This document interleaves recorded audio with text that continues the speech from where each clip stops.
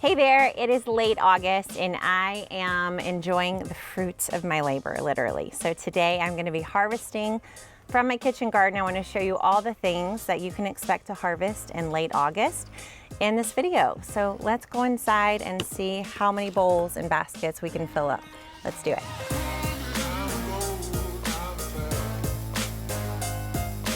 Hey there and welcome to Gardenary. If you haven't heard of us, I would love it if you subscribe to our channel. As soon as you do, you can get a free gift from us just by emailing your subscription to hello@gardenary.com.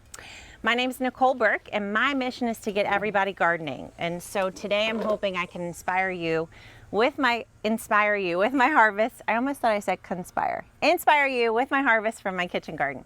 So this space is about 90 square feet. I build this space from the ground up in my book, Kitchen Garden Revival, so you can check that out. We'll put a link in the video. So first thing I'm gonna harvest is my cherry tomatoes. I have sun golds and I have black cherries. And then I also have some grape tomatoes growing here too. Now, in case you're wondering, what in the world is she doing harvesting tomatoes from that big arch trellis? Well, this is kind of my thing. We do this for our clients, for my Rooted Garden clients, and now for our Gardenary clients. And we have a whole tutorial on how to set up your tomatoes this way. So one of the main reasons I do this is because I grow indeterminate tomatoes.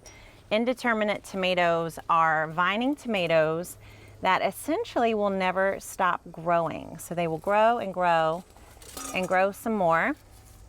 Until the weather doesn't allow them to anymore. And so what I learned in my first few years growing tomatoes is that if they were in a cage, they literally would just topple the cage and break it. They'd like be falling over. So I was like, I gotta find some way to like eternally support my tomatoes in case they want to grow that long. And so I started with like obelisk trellises like behind me.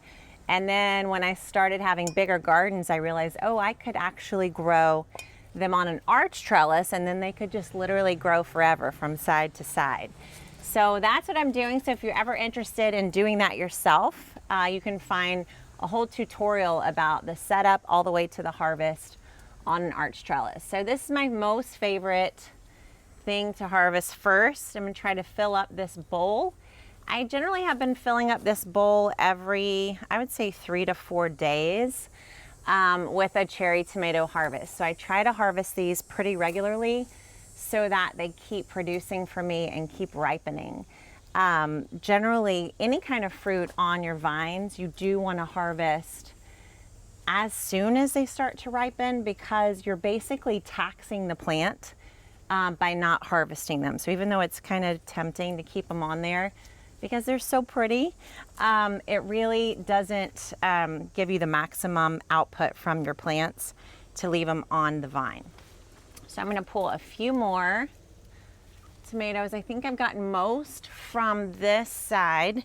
Now I don't know why, but this side of my trellis this year has not done that well. So you can see the difference in size. And I literally planted at the same time and the same plants. So I think that it is a soil issue because in years past, honestly, this side has been the more prolific side. So I think somehow I ended up with a little bit of a soil imbalance, nutritional imbalance or something. They are picking up the pace, but nothing like the other side of the trellis. So, you know, I don't know. You win some, you lose some. So that's what we got. Let's head to the back. To these back beds, I also have some sun golds and some tomatoes back there. So just a reminder, you can fit tomatoes kind of anywhere. I added in 2 Romas here on these obelisk trellises. They've been kind of slow to produce as well. This one I don't think has any ripe ones on them. It just has a couple of 4 or 5 that are starting, but this has 2 or 3 that are ready. So I'm going to pick these and add them to my pile. And now I have some sun golds here in the back 2 trellises as well. Now this has been kind of interesting. You can see these are more evenly matched In years past, these two trellises honestly haven't done as well with my tomatoes. And I was planning on doing cucumbers back here, but I just kind of threw in some tomatoes, just like, I'll just do one sun gold back here or something. And they overshadowed my cucumbers, so I didn't really have any luck with the cucumbers. But these sun golds are almost healthier and better than my front ones. Now sun golds, they tend to burst. You can see that. They tend to burst. That's when the water levels are uneven. And sun golds burst kind of sooner, I've found, than most other cherry varieties. So if you're not great at picking, see, here's another one. If you're not great at picking on time, don't grow sun golds. But it is nice to get a little free snack in the garden, you know what I mean? So I'm gonna keep going, almost done here. And this will be our tomato harvest for the day. I'm gonna grab these. These look so pretty. Don't you love that? It's like, this is like where ombre originated, I think. It's like dark orange to lighter orange, all the way to green. Look at this, isn't it pretty? I just think that's so, it's like, that's where the rainbow comes from, right? The rainbow's like in nature everywhere. It's pretty beautiful.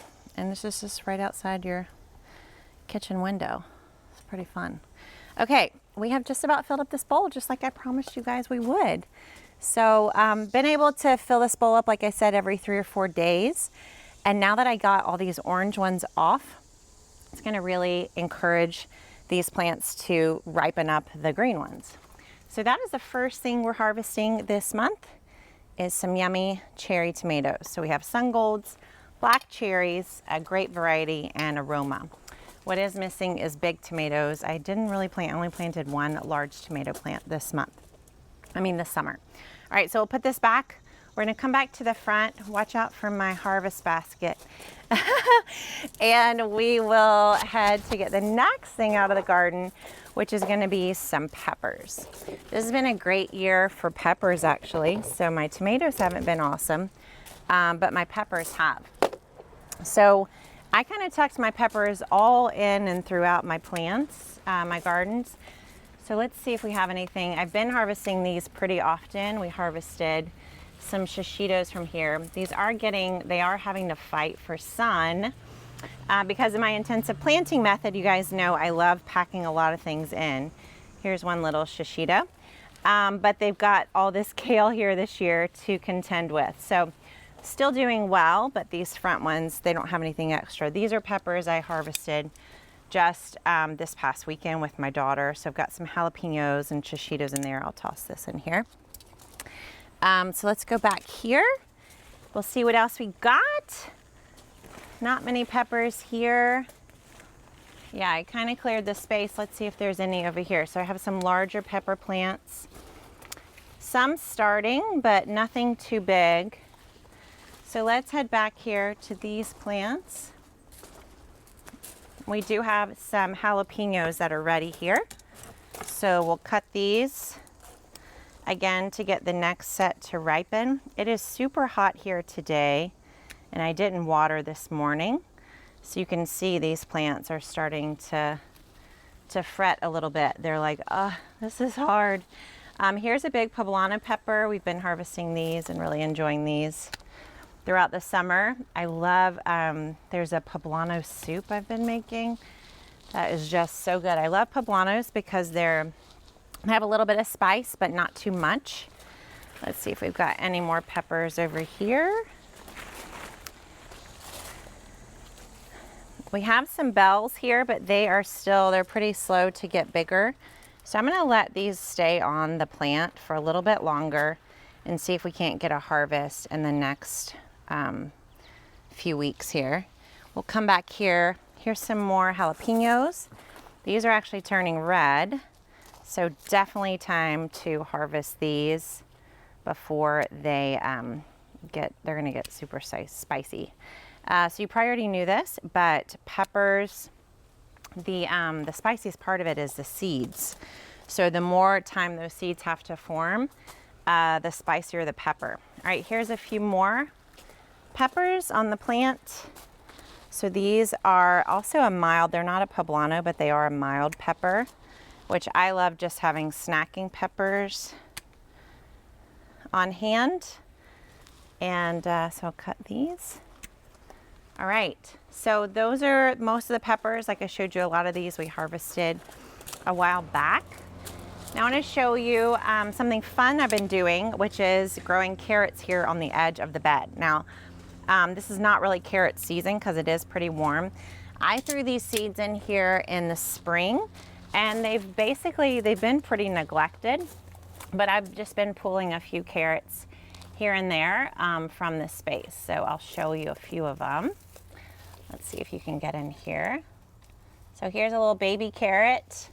This will show you basically what carrots grow like when you kind of just toss the seeds in there and neglect them. So we've got that one. Let's see if I can show you pulling these up. So oftentimes with my intensive planting method, honestly, carrots are harder because I like to pack in the plants. The type of plant I found that struggles with intensive planting is the root plant. And that's often because they just don't get the sunlight that they need. But you can see these carrots, I mean, they're not amazing, but we have gotten some, and to just basically be taking up a little bit of space in the garden. Here's another one. For them just to take a little space up on the side of the bed, it's kind of fun. So we'll pull a few more of these, and really, believe it or not, this month is a great time to plant new carrot seeds. Oh, this one's actually significant. This month is actually a great time to plant new carrot seeds for the fall. Carrots love the cool weather, and they don't even mind a little bit of frost. So it's a great thing to do if you're heading toward cooler temps and you like homegrown carrots. That looks like some dead carrot greens there. Toss that back there for the compost pile. And yeah, so this can actually, I'm in the Chicago area. If I was in a warmer place in August, like down in Texas or Florida, we would definitely not be pulling baby carrots from the garden. It's just too hot. But it is when you're in a more temperate place where the highs have been in the 80s instead of the 90s. Today feels like 90. But you can still get some baby carrots. Isn't that fun? They're so cute and fresh. So this will be a great little snack for my kids when they come home. I'm going to be like, you guys can't eat chips, you have to eat carrots. And they're going to love me for it, I'm sure. They're going to be like, Mom, you're such a good mom. You're always feeding us such healthy food. All right, so we got a few carrots. I was trying to see if there was one or two more I could pull to put in our pile. I have these on both sides of the beds. So I was going to see if there's one over here. Let's see if we can get a good one. Oh yeah, these I think got thinned a little bit better. So here's one or two more that we have. Little ones and big ones. Great little baby carrots. All right, so these are gonna fit great into our harvest basket. So far we've got our tomatoes, we've got our peppers, we've got some carrots. Next we're gonna get the most obvious thing. Oh no, I wanna show you something really fun. I wanna show you these ground cherries. So let me find a bowl. I'm gonna make Eric go backwards. All right, so here we go. These are the beans. I'll show you where these beans came from, but let's come back here. I want to show you the ground cherries. So I just did this really as an experiment. I've never grown these before. They have a lot of different names for them. I'm trying to remember what the other one is. But I think ground cherries, that's the main one I know. And these are in the Solanaceae family. So they're in the tomato family. And look at this plant. It's really just kind of taken off. It has this almost like bush-like growing habit. And you can see all of the fruit here on the plant. So it puts, husk cherries I think is another name. So it puts the fruit inside this little husk. And then the fruit actually drop on the ground. So that's why I have to admit, I did not do my reading up research to verify all these facts. But see this? I think this is why they're called ground cherries. So they drop and the casing on them becomes translucent. See that? Almost like a Chinese lantern, pretty cool. And the inside fruit is supposedly like incredibly nutritious. So I have attempted to get my kids to eat these, and I have to admit they don't like the flavor. They said it's too tart. But a couple of people have recommended doing like a ground cherry jam or something like that.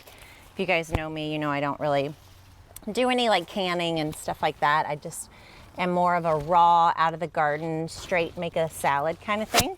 So perhaps I could make a salad with these. You guys can put your recommendations for how to use them in the comments. I would love to hear that. But this has been a fun experiment. I will probably not grow them again. They're easy to grow.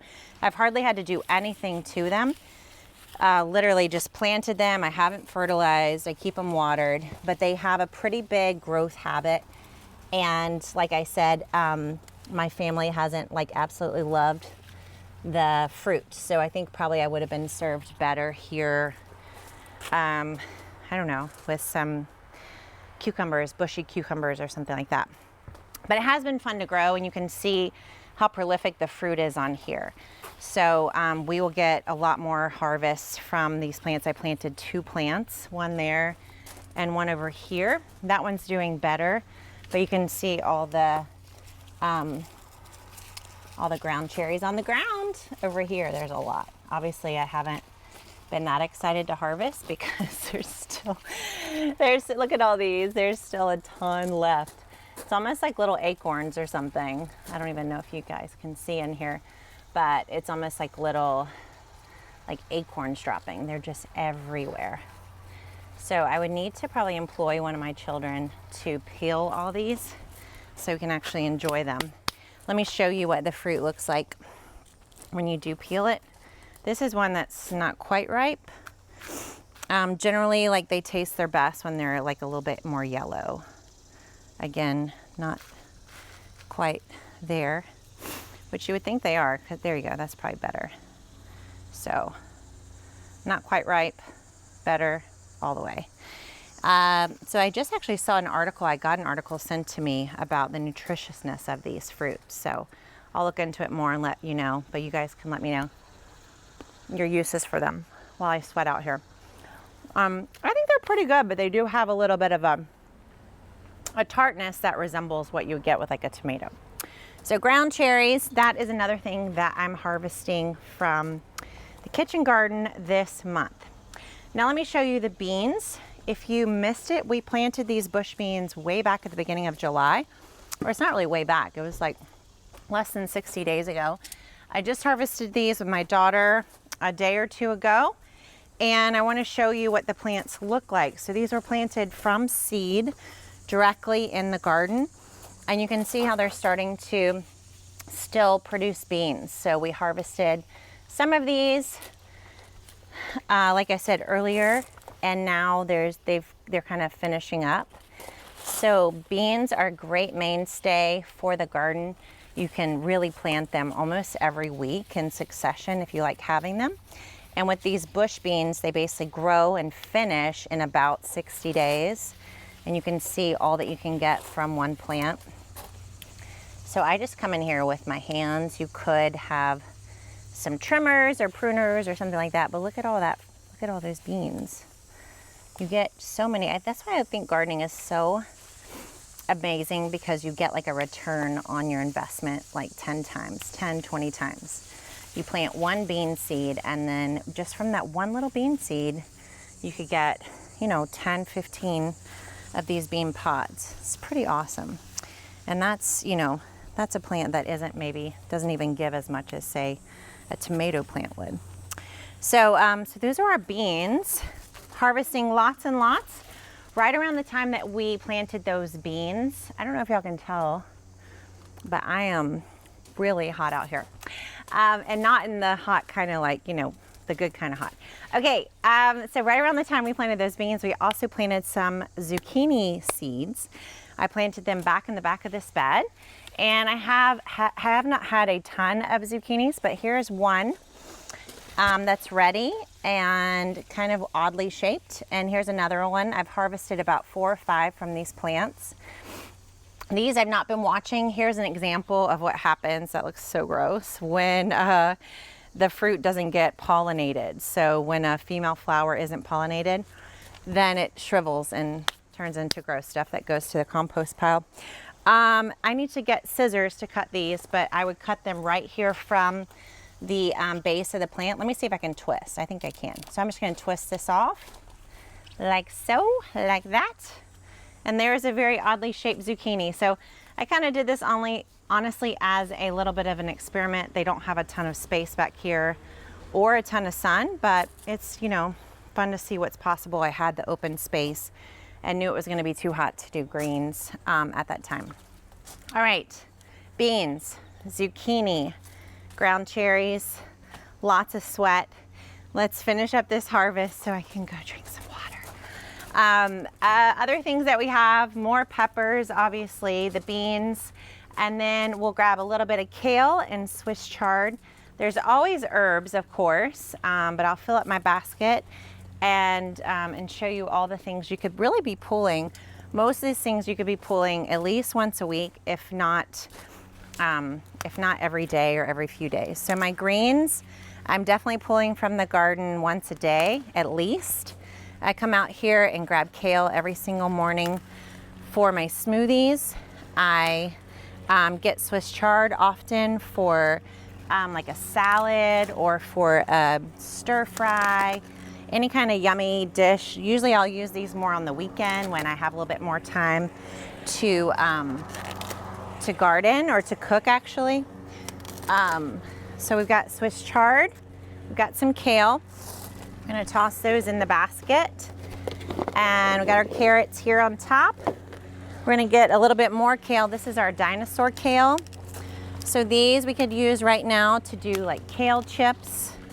You could make a casserole. You could do a quiche with these. All right, so I've rearranged my basket a little bit. It's looking a little bit better. My last and final dinosaur kale leaf, although obviously I have a little bit more left. So here's a wrap up of all the things I'm harvesting in the garden this month in August. So we've got loads of kale, dinosaur kale, red Russian kale, Swiss chard greens, lots of little baby carrots, one lone strange looking zucchini. I've got lots of beans from my bush bean plants I put in July. I've got a couple bowls a week of cherry and Roma tomatoes. I've got my ground cherries that I'm not quite sure what I'm going to do with. Feel free to give me your pointers. And I've got all these peppers. And as you can see behind me, there is still plenty to be harvested and grown over the next and coming weeks.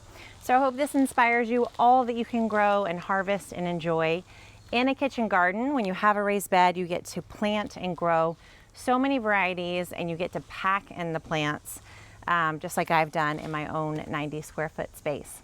So if you want to learn how to do any of this, growing your own greens, growing herbs, or setting up your own kitchen garden, we teach you how to do all those things inside of our membership called Gardenary 365. You can learn more about Gardenary 365 at the link below this video, and you can come and join us and get started on your own garden journey right alongside myself and dozens and hundreds of other gardeners.